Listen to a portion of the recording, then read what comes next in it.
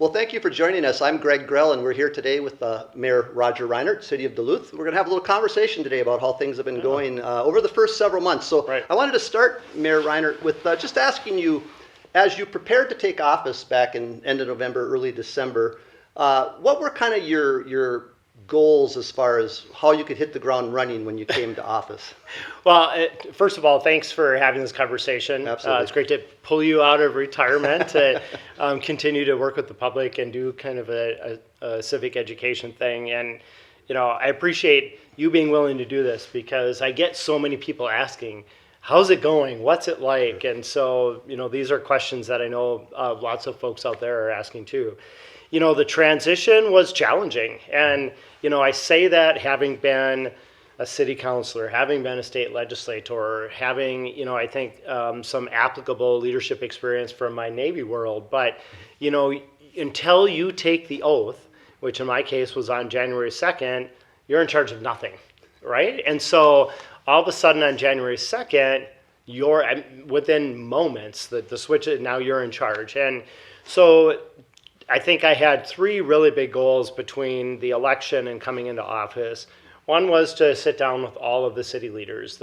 So for folks at home, there are directors, there are officers, and then of course city administrators, city attorney, and make those assessments of who are the folks that I know I want to have on my team with a different direction, who are the folks that maybe I have some questions about, and I need to get a chance to know, and and then are there places where I want to make leadership changes, which of course I did on the first day.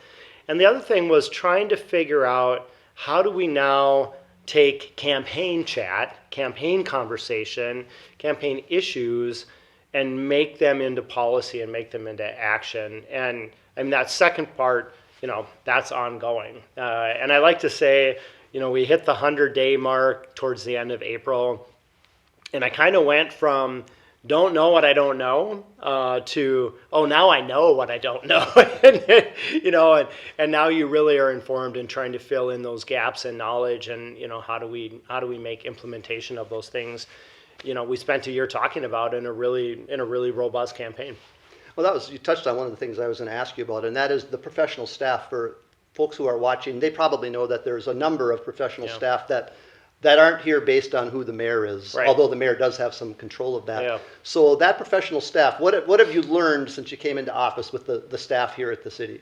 Well, I think one, lots of turnover, and I don't say that to imply that but it's frequent. But the last time I had a lot of engagement with City Hall staff would have been when I was in the state Senate, and even then, filtered through first Mayor Ness, then Mayor Larson, and city administrators. So you almost go back to being a city councilor where you really engage with city staff, especially as you're trying to address constituent issues. Many of the names I didn't know. Names I knew but had never really worked with, and there was really only two who had been in anything like their role back when I was a city councilor. So Director Phil B. Williams and Director Jim Benning. Jim's been here for forever, so he was like, "Yep, I know him." But even now in mayor, when you're the boss of the entire organization, it's a different relationship, and so having. And I really came into it, I spent most of my life as a teacher, and really came into it with the idea of, I don't want to hear what the other teachers thought of this student. I want to have an opportunity to form my own opinions. We all interact with others differently. So that really has been a large part of what this first period has been about. And I did share with the public, I think in a letter in the paper probably in December, that would be, right away there'd be some leadership changes. Then there would be a look at what's the right structure of the organization to deliver on core city services, and then who are the right leaders for perhaps a revised structure. So we're really in that second phase of what should this organization of 900 people, $111 million general fund, what should that look like if streets, utilities, public safety, parks and rec are our priorities? So I think we'll get into some of the specific issues a little bit later in this conversation, but Okay. just going back to your experience, you hit on it in that last statement about having served on the city council. I'm sure that gave you some, good footing to get started, but as you Yeah. said, things have changed. But how has that experience as a councilor, you think, influenced or impacted how you are as mayor today? Well, it's funny. I think a couple things. One, just the idea of relationships. And I took that with me from the council to the legislature. I really learned as a city councilor, you need 5 votes. And it doesn't matter whether it's the ones who are always with you or, if Jim Stauber's watching, Jim, hi, how are you? But, Councilor then Stauber was a great example. We didn't always or maybe even often agree. But we always had a really good working relationship, and sometimes we did. And so that idea, especially as you come into working with a new set of city councilors, some I knew, some were brand newly elected, and some I really hadn't ever had a sit down or a conversation with. And then also, Greg, the regional electeds. One of my initial priorities right out of the gate was to visit with our near neighbors. It's really easy when you're Duluth and really the big gorilla in the regional room to expect everyone's going to come to you. And eventually they will, because you sort of have to. But I wanted to exhibit maybe a little bit more humility on the part of the city of Duluth and go out and meet people in their own homes, if you will, their city council meetings, their city halls. And so, my very first one was to the Fond du Lac Band. I've been there to visit a couple times now.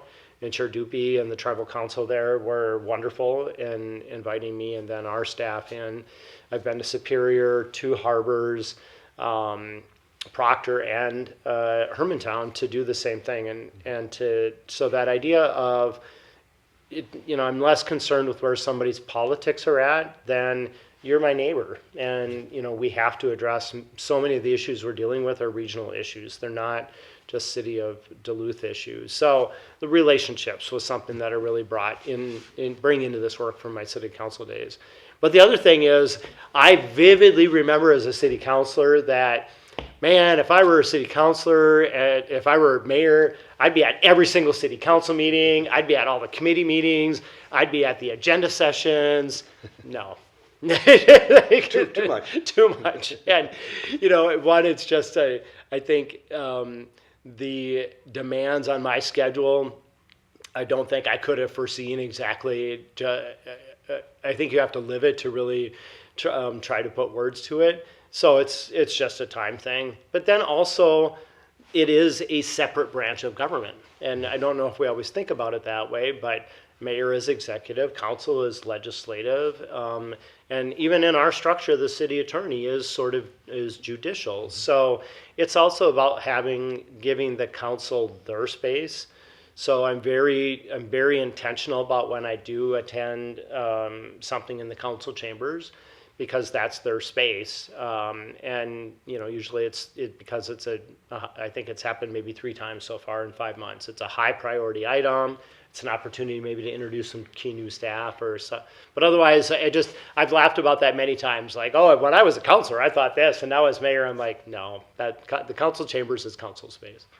You hit on the fact that the local government units need to cooperate in many ways. And I'm kind of in a unique position, not to make this about me, but I've lived in Hermantown. I currently live in Hermantown. I've lived in Proctor, I've lived in Duluth, and I've even lived in Superior. Yeah. So I've been in all those municipalities and, spent time paying taxes there and so on. So I think that's a really great point, the cooperation. And, you look at Hermantown, a lot of businesses that Duluthians frequent are in Hermantown, obviously over the hill there. So how are those relationships now? Do you feel like it's a pretty strong situation? Yeah, and I was remiss in not mentioning City of Rice Lake. Sure. And I always enjoy, the memory of John Warner, the first and only mayor City of Rice Lake had until Mayor Hurstead now. And I think it's always quite a tribute to have made a city. But, they're good relationships, and it's an intentional effort to build personal relationships with those other leaders. I think of when there was a public safety concern at Proctor High School. We sent over our law enforcement team. We sent a fire team. Like I called Mayor Ward and said, "Hey, whatever you need." And it's a much smaller community and was having a potentially significant issue. So as a good neighbor, it's like, what do you need? Like we're here, and we'll send folks over. And I think that's important in sort of the daily city operation, but also the reverse of. We have a lot of issues as the regional center. We're the community that has public services. We're the community that has robust nonprofits. We are supporting a regional population in some cases of individuals who might be struggling with homelessness or chemical addiction or mental health issues. And some of those folks are here because they came from a smaller community where there just weren't services. So I mentioned in the state of the city, not only do we as Duluth need to be more humble and asking for help from folks like the county and the state, but our near neighbors, our regional partners, because if I heard one time, I heard 1,000 times, hey, I don't live in Duluth, but if I did, here's my issues, here's my concerns. I'm like, well, they are your issues and concerns because you eat here, you shop here, you probably work here, you certainly travel through Duluth, you might use our library, you use our parks. So, these are your issues as well. I wanted to ask you a little bit about your time in the state legislature, serving there, how that has been a benefit now as mayor, because you understand, the asks maybe that the city might be asking of the state, and you understand how difficult it might be to get some of those asks. Has that really helped you in your I think it's so helpful. First of all, I didn't serve enough years to see how this legislative session would end. I went through some bumpy endings, but this one, I think is now first place. But I do think the city council service, I think the legislative service, certainly helpful coming into this role now. Again, the idea of building relationships and not building relationships based on party, and the idea that you can have a good working relationship with someone whom you disagree with and maybe have different political ideologies, because at the end of the day, we're all passionate about wanting to do better. And so just what does that better look like, and where can we find, I always say, where can we find overlap? Maybe it's only 5%, but somewhere there is a place we agree, and let's work there instead of starting where we disagree and thinking somehow we'll find common ground. I would say, Greg, that the one thing I found really helpful, stepping into office January 2nd, the same day the legislature is gaveling in, had I not had the experience of being there for 3 terms in both bodies, I don't know if we'd be now at the end of session and I'd really understand exactly what had happened or how it happened. Kidding aside, not getting a bonding bill in the short session, as you know from many Almanac North Conference, this is the one thing the legislature is supposed to do in the short session. I understand why. It makes it no less difficult. And I would say, too, it really informed how we approached the legislature this year. We recognized Duluth got a lot of money in the bonding bill last year, so we didn't make big asks. We recognized that it might be a difficult session with politics and elections coming up, and so we really focused on core infrastructure, water plant, which is a regional service in Hermantown. You drink Duluth water, the lift bridge, which is iconic and a neighborhood connector, and then the seawalls for the Lot D project. These are classic core infrastructure, and it really was what is the least that we would be able to get and move these projects forward. So trying to be really realistic about those asks as well. And I would say too, having a relationship with the governor and the governor's staff and being able to, that was something even before coming into office. I'd gone down in December, I visited legislative leaders, I visited the governor and the governor's staff just to be like, this is, it was a contested election. It's a change in direction, but the relationships are still valued. And so just reaffirming that and getting off to a good start. Now, earlier in this conversation, you mentioned the kind of not maybe shocked, but the surprise of how much demands there are on your time. And I had wanted I will to go with ask- shock. had wanted to ask you a question. Just what has surprised you so far since taking office that you didn't anticipate, besides being so busy? So I mean the calendar demand certainly is one, and I'll admit 5 months in, I don't know that I found my new rhythm yet. I think lots of folks who know me know I'm pretty dedicated to running and just being active and athletic, and I think it took probably 4 months for me to just get maybe 2 consecutive decent nights of sleep. You're just trying to digest all the information. You can talk about issues as a candidate, but now you have an obligation to understand them, and not just reject out of hand something that the previous administration was doing, but understand why was that happening. Do I need to admit that maybe that my position on that was uninformed or incorrect or whatever it might be? No, this is good. How do we move forward on it? So it's just, drinking in a lot of information. People were saying, drinking from the fire hose. I'm like, that's not the right analogy. Like maybe the St. Louis River right below the Thompson Dam. That's what it feels like, And as humans, our brain unpacks that stuff at like 3 a.m. and you're wide awake thinking through things. So, finding a new personal rhythm of self-care. And I'm a big proponent of self-care and mental health, even in challenging, demanding jobs. And we have to be thoughtful about that because as leaders, we model that for others who work with us and in this role, others in the community. The amount of things that people want you to come to cut a ribbon or make a proclamation or say a few words, I think that took me a little bit by surprise. And I remember, and this is a good question because it's reminding me, Mayor Herb Bergson was really great at farming some of those out. Like, hey, Councilor department Reinert. heads or Well, other councilors. Oh, okay. Hey, Councilor Reinert, I think this is up your alley. Like, I can't go, but and then and you felt like special. Oh, the mayor wants me to represent them. So, and then also balancing that with in the internal efforts around, like the snow emergencies are a great example. So something the public understands, the public wants us to use because they understand it should help us do a better job of snow removal. And yet discovering we have a policy that the plow drivers don't like, say actually makes life worse for them. So, then going to the public and saying, hey, I know we talked about this, but here's what I've learned. So like in the March storm, I'm not going to declare one because director to management to plow drivers said, please don't do it. It actually makes things more difficult. And then spending that internal time to personally understand why doesn't it work? What do we have to do differently so that I feel like I can then charge others and trust them to run with that. So I think that's a lot of words to answer your question by saying, the balance of sort of those public facing things that people expect from a mayor, like I was at a ribbon cutting earlier today, with the internal, what I call real work of both policy and operations that has to happen.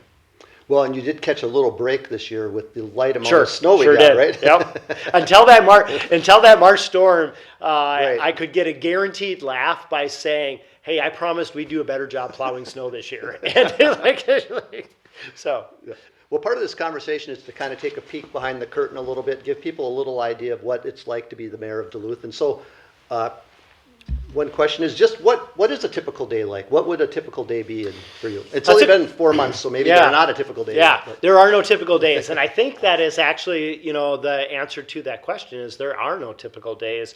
There's a rhythm, and that rhythm has developed. And part of that is kind of enforcing some discipline on a calendar that otherwise would just take on a life of its own and still often does.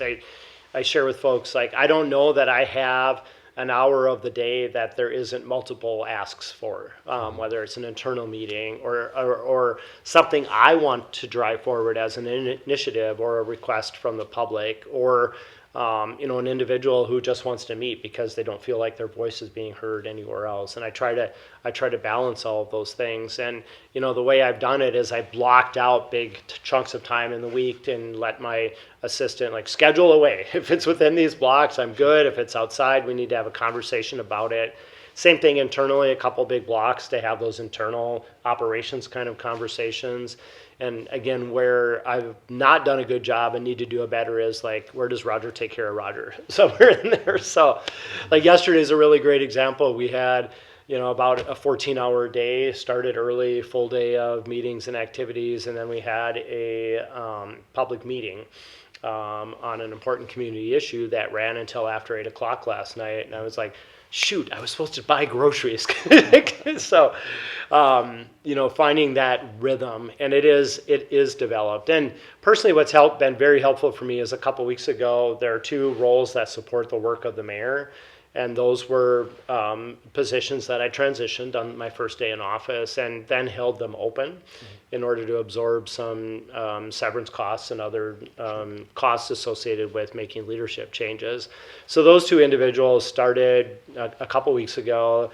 They're both fabulous, extremely well qualified people that were hired on merit, not political hires. So.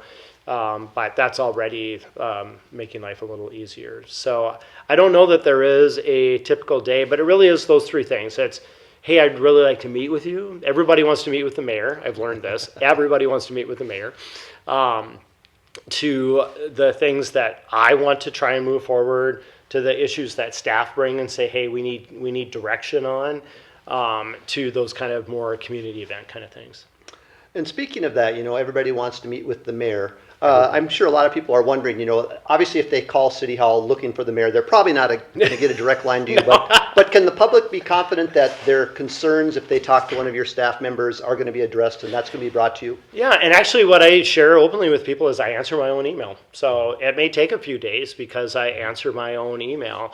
And it kind of goes in waves. And it was funny, I was having a conversation maybe a week or so ago with the governor's chief of staff, who said, hey, Mayor, how's it going? And I'm like, it was going well, and now I just feel like I'm getting pummeled by a wave. And he's like, that is how the executive branch works. It comes in waves. So, but yeah, for folks at home, like if you email, I will answer your email. If you're looking for a meeting on something, I try to do a little bit of triage. Is it something we actually have a role in? Is it something that we can be helpful with? Are there others who either should have that conversation or should at least be with me when they have that conversation? Because I learned right away, maybe not right away, but I learned early that there were so many meetings I had with folks that really it was about, oh, you should talk to Greg. Greg's the right person who can help you with this, but I didn't know that, and I didn't know to ask that question. So now there's another meeting, and so I've gotten better at kind of asking those triage questions when we set up meetings. But no, I really encourage folks to, phone is hard because I'm rarely at a phone. I'm sort of always in meetings, and it'll take me a bit, but I do answer my own emails. So I think as a journalist, one of the greatest inventions ever has been the text message. That's it. Because you can text an elected official, and I've done that a lot in my career, and eventually they'll get back to you. You might not be able to, I know better than to try to call you in the middle of the day because that's probably not going to happen. Yeah. But text for me coming into this role has been more challenging because of data and open meeting laws. Sure. So I really do, and I'll get maybe a text about something city related and ask people to email me. So then we're complying with that. Yeah. I mean, media gets its own special classification. Right. And that's more like we want to talk to the mayor at some point. We don't need an official response by text. Just like when can we talk with you? Exactly. But let's get into some issues. It's the second season right now. You know what I'm referring to, road construction season. And of course, there's projects all around town. And people always like to complain about the roads, and then they like to complain about construction because, it's just the way it is, which I always find very funny. It's like you want the nice roads, but you have to put up with construction. But one of the things I think is interesting that people don't always understand is that, you've got the state road projects, like the can of worms, which they hate me saying it, but that's what everybody in Duluth calls it. Then you've got the county projects, which we're lucky that some of those projects are within the city limits. And then, of course, you have the city projects. Just talk a little bit about kind of your priorities as you see them for roads in the city. What you'd like to see accomplished here during your first term. No, that's such a great question. And, streets, it's funny, though, even the way you introed it, streets is sort of this evergreen issue in Duluth, right? We all talk about streets and we complain about streets. And I think I now understand why that is. You know, for many, many years, we did maybe 2 or 3 new road miles a year. And we should back up a step because you, I think, also introed this really well. Where there are about 550 road miles in Duluth. Now, that's not lanes. There are more lane miles, which makes a difference when you're plowing. And the state owns some, like MnDOT. MnDOT takes care of Masaba and Central Entrance. The county owns some. Rice Lake Road is a county road. And then the state or the city owns most. So of that 550, we're about 435. So the bulk for sure. But then you apply math to that. So a street well maintained lasts 30 years. And if you're only doing 2 or 3 miles a year against 435 miles, you're not getting there. So one of the big challenges, and to Mayor Larson's credit, we added the half-cent sales tax. The county did the same thing, dedicated just to street repair. So that definitely bumped the miles up, but it's still insufficient. So one of the things that we're hard at work at right now, because I spent a lot of time last year talking about streets, utilities, and public safety, the most basic city services, and they're the priority because nobody else does them. If we don't, no one else is going to do those things for us. So one of the early deep dive meetings I had with staff was in a conference room here in City Hall, and the first question staff asked was, what's more important to you, number of miles or life of the street? And I'm like, you got to walk me through why you're asking this question. Well, it's easier to do some things like overlays to get more miles, but sometimes streets need a complete rebuild, and that's going to be less miles because the math is an overlay is about $260,000 a mile. A complete street rebuild is about $5 million per mile. And you're talking about the infrastructure Right. underneath as well. Yep, the sewer road lines, bed, the water rocks, lines. all Yep. of the everything, completely digging it out and rebuilding it. Well, the reality is overlays don't last as long. So I've learned sometimes overlay is appropriate, sometimes reconstruction, which is just taking all of the top part out, not the foundation, and then rebuild, which is the entire thing. You know, and I said to staff, it's both and. What is the right thing given the condition of the street? So as it sits right now, we'll actually drop miles next year. We're doing about 20 this year. We would drop down to 10 because we're doing some very expensive complete rebuilds. But where we need to be, really long way to answer your question, is around 15 miles a year. We need to do about 15 miles a year between those 3 options, and that recycles every street in Duluth in a 30-year period, assuming we also do preventative maintenance. So this is the one thing I'm really, if you want to take me down a geek rabbit hole, probably the thing that I am so excited about is for the first time in 4 or 5 years, we're actually going to go out and seal cracks, which we've not done. And yet water in asphalt in cracks destroys streets. Just like it does mountains. It gets in, it freezes, it expands, it blows those chunks of asphalt out. So we have to not only stay on that 15 miles per year plan, but we have to then also have the resources and staff to maintain them once they're done. So Another issue we always hear a lot about is housing, and especially the lack of affordable housing. Yeah. And what is your kind of priority for housing? I mean, if you drive around Duluth, you see a lot of apartment buildings being constructed. Some have some affordable housing, some are market rate. Yep. I see a lot of buildings being built. It seems like we're addressing the problem, but yet maybe single-family homes is a bigger issue. Well, and the reality is that we spent, and single-family homes is an important component of this because single-family homes or condos offer an ownership opportunity. Right. And the reality of our American economy is one of the biggest way most people build wealth is through home ownership or condo. And so, you know, we in 10 years built net 39 new homes in Duluth. We built more than that, but we took some down, so the net was 39. Housing is the single, and you may have heard Greg in my State of the City, I said, I want the public to think about one number, 90,000. in the 2030 census, Duluth should be over 90,000 people, which we've not done since 1980 in almost 50 years.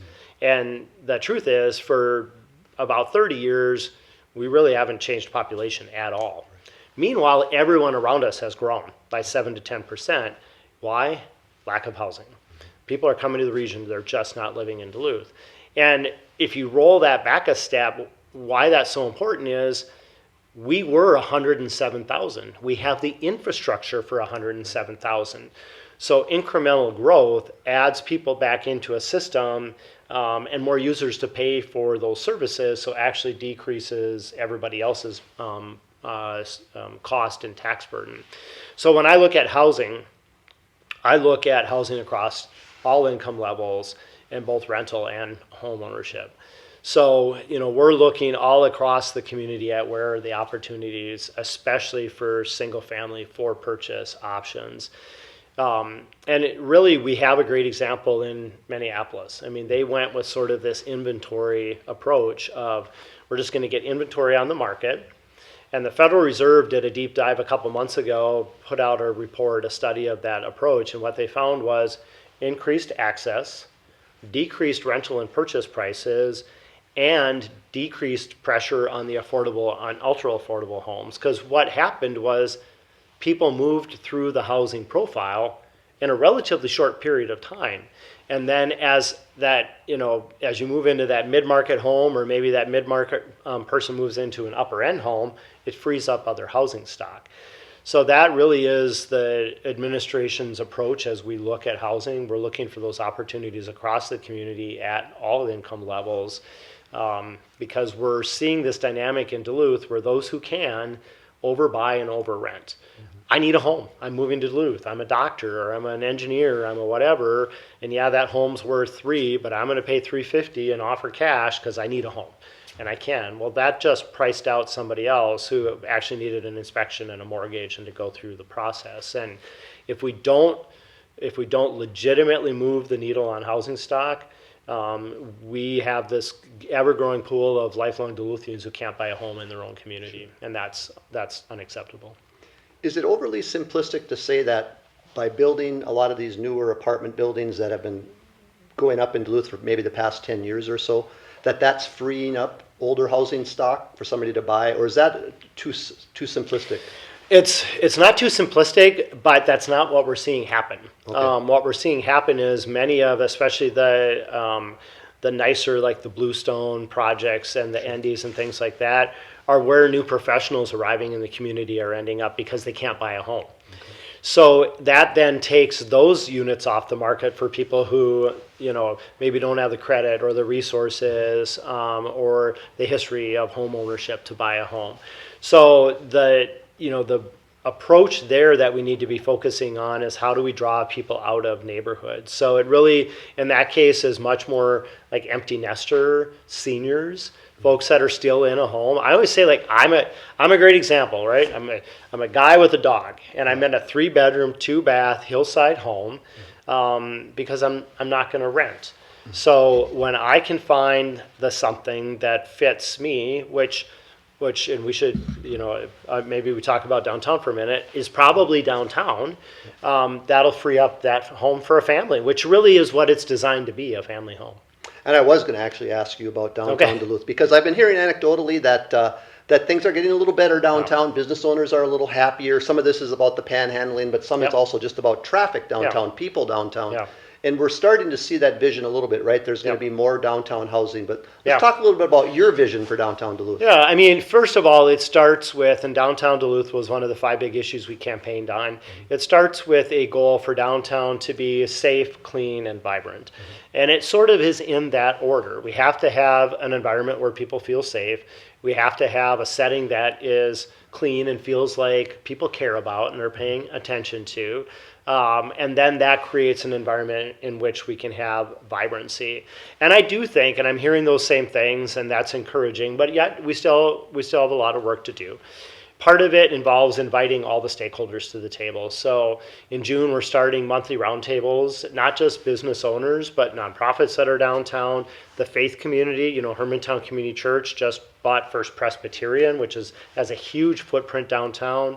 the Teen Challenge folks, like everyone who has a stake in downtown should be at the table to talk, not just about the challenges, but what are the solutions? Because one of the things I've worked really hard to do is to share with people, this isn't all City of Duluth. Our lane here is public safety. We don't have a Department of Mental Health. We don't have a Department of Human Services. That's not what local government is built to do.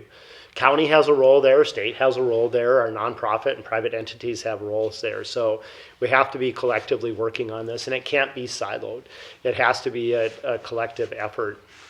But I do want to come back and something in your comments and what we were just talking about, the ultimate thing will be a downtown neighborhood. You know, you look at the history of downtowns, and they started out as retail, commercial centers. They then became more office and professional, and their future is residential. Not to use Minneapolis as our only example, but downtown Minneapolis is their fastest growing neighborhood. And it is a way of taking surplus commercial space and also meeting our critical housing need. Like I said, again, I'm a great example of somebody who would probably live downtown and be walking to City Hall, be close to the lake, be close to Bayfront, all those, the lake walk, all those sorts of things, as long as it's a dog-friendly place. But when we have 1,200 to 1,500 people living downtown, that is what will move the needle. You will then have a population that brings more retail again. You'll have some more restaurants. You'll have grocery. You'll have other shopping opportunities. You know, I hear all the time about Duluth really needs a Trader Joe's. Right. Well, we'll get a Trader Joe's when there's a downtown opportunity, because that's the environment they want to be in. So I'm really excited about the Lakeview 333 project, an $82 million residential project, multi-story, going by the New Vision Northland project. You know, we're relooking at the main library site as an opportunity for residential, commercial, and the library. Same thing. If we had a downtown corridor bookended by two multi-story residential buildings, that I every time I meet with a developer, I say include both rental and ownership opportunities. That will be when we really see the dynamic shift downtown. So we only have a few minutes left, but I wanted to get into just some of your longer term and shorter term goals. So let's start with short term goals. Is there something you'd really like to accomplish, let's say by the end of the year? Well, there are a number of things. One of the things that I talked about that people get excited about is a City of Duluth app. The City of Superior has one, and it's gotten rave reviews. We need to just generally be better at using technology to make government accessible and to be better communicators. I think one of our big challenges, and this is more of a medium term, I guess, is we in government and government entities don't communicate well. People have to come to us. So we don't think proactively about who are we as an organization, how do we market ourselves to the community, and how do we communicate with them. But we're also thinking, really putting a lot of energy into also that marketing aspect. People need to know who we are and what we do. We live in the same competitive, hyper-competitive employment world that everybody else is in right now, and we're constantly competing for talent. So, by the way, if you want to work at City Hall, please let us know. We always have opportunities. I'm constantly recruiting for future City of Duluth employees. So that's a tangible short-term, midterm. But maybe I think the thing that I would share is, you know, we're starting soon on budget. Yeah. You know, you come into office and you've got a budget set by somebody else, a previous mayor, a previous city council. And so we're soon starting that fiscal year 2025 budget process. And that's really the first big opportunity to have kind of a stamp on our operations. And I just had a conversation yesterday with our finance director and our city administrator. And I said, as we go into this, here are the three guiding principles that I want communicated to every department as they work on their budgets.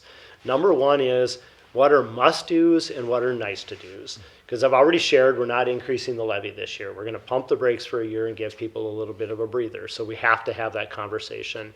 Number two, how does everything you do tie back to core city services? Because again, that is what local government is here to do, and we have to do that, and the citizens have to trust that we're doing that before we can do other things.